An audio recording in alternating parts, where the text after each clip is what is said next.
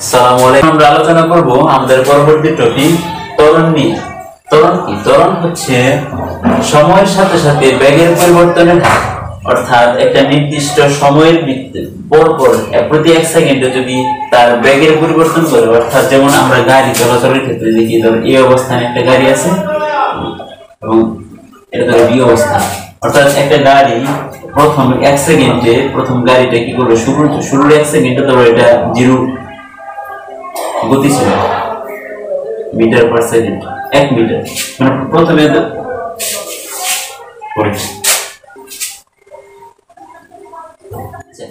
এর পরবর্তীতে আমরা আলোচনা করব আমাদের পরবর্তী টপিক হচ্ছে ত্বরণ। ত্বরণ হচ্ছে সময়ের সাথে সাথে বেগের পরিবর্তনের হার।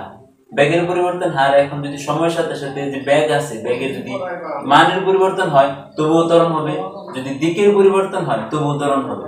যেমন আমরা সচরাচর কিরকম দেখি, একটা গাড়ি যখন একটা বাস স্টপে থাকে আস্তে আস্তে আস্তে আস্তে তার গতি বাড়ায়, এই যে আস্তে আস্তে আস্তে তার গতি বাড়াইতেছে, অর্থাৎ প্রতি 1 সেকেন্ডে প্রতি সেকেন্ডে তার গতি বাড়তেছে, সেটাই হচ্ছে ত্বরণ।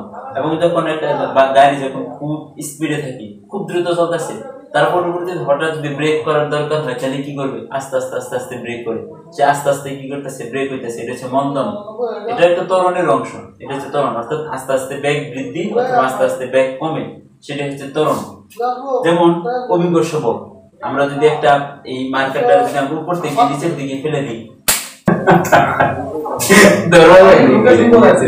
আমি উপর থেকে যদি মার্কারটা নিচের দিকে ফেলাই, 9.8 আমরা জানি অভিজ্ঞ সবক 9.8 মিটার পার সেকেন্ড, অর্থাৎ 1 সেকেন্ডে 9.8, এরকম ভাবে প্রতি মিটার পার সেকেন্ডে কি হবে, এর বেগ বৃদ্ধি পেতে থাকবে, অর্থাৎ অভিজ্ঞ সবলের কারণে সেটা নিচের দিকে গতি হবে, সেটা হচ্ছে একটা এক ধরনের ত্বরণ।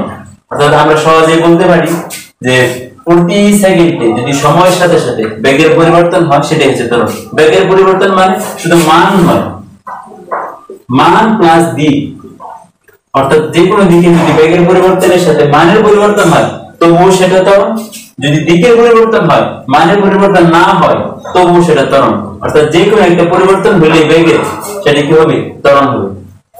এবং ত্বরণের মধ্যে দুইটা জিনিস আছে, একটা সমত্বরণ, একটা অসমত্বরণ।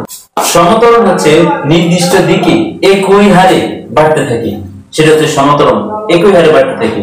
এবং অসমত্বরণ হচ্ছে যেমন আমরা যে সাইকেল চালাই, বাস চালাই, বা আমরা হাঁটি, বিভিন্ন সময় বিভিন্ন গতি দিয়ে হাঁটি, বিভিন্ন সময় বিভিন্ন ভাবে হাঁটি, একটু কখনো ধীরে কখনো বা অনেক দ্রুত আমরা চলি, সেটা হচ্ছে অসমত্বরণ।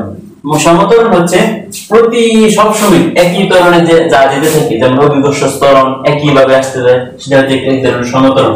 ত্বরণকে আমরা প্রকাশ করি a দিয়ে, অ্যাক্সিলারেশন a সমান সমান যদি বেগের যদি পরিবর্তন হয়, ধরো প্রথম আদি বেগ আছে u এবং শেষ বেগ যদি b হয়, তাহলে v - u এবং নির্দিষ্ট সময় যদি হয় v - u/t, এটা হচ্ছে তোমার ত্বরণের সমীকরণ।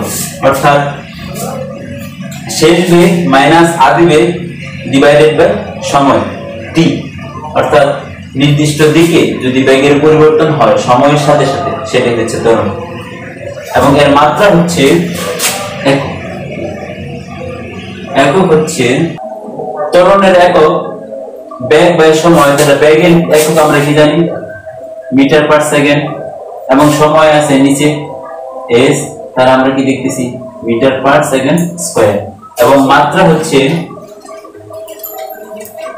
Metre length l, t second সময়, সেটা সময় ত্বরণের একক হচ্ছে মিটার পার সেকেন্ড স্কয়ার এবং মাত্রা হচ্ছে l10/2।